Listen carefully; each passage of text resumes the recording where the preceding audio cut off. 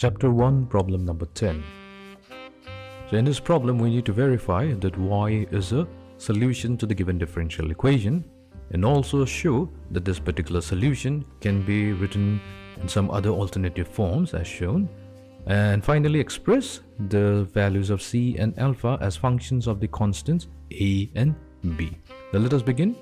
We have y is equals to a cosine of kx plus b sine of kx. Let this be equation number 1. Now differentiating equation number 1 with respect to x to get derivative of y with respect to x as equals to a times negative sine kx, which is the derivative of the cosine function, times k, which is obtained by taking the derivative of kx, and here we have used the chain rule. Similarly, for the second term we have plus b times cosine of kx times k. Rearranging it, so we have negative ka times sine kx plus kb times cosine kx. Well, let this be equation number 2.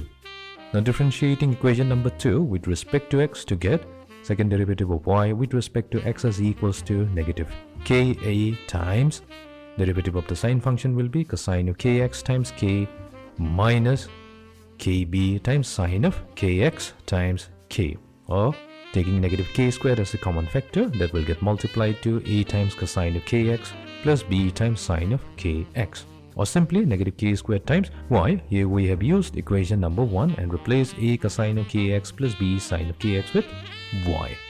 Now therefore, y equals to a times cosine of kx plus b times sine of kx is indeed a solution to the differential equation.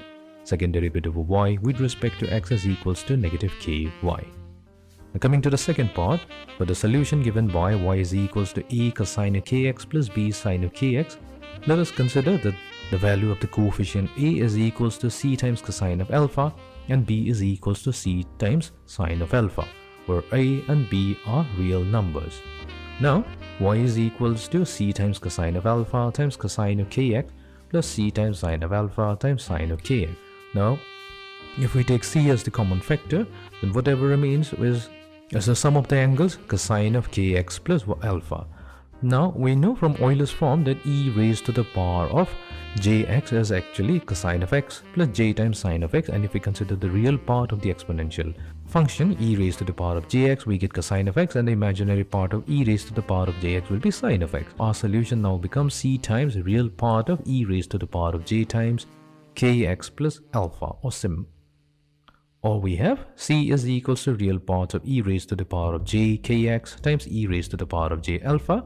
Now c being a constant number, it can be taken inside real part of c e raised to the power of j alpha times e raised to the power of j kx.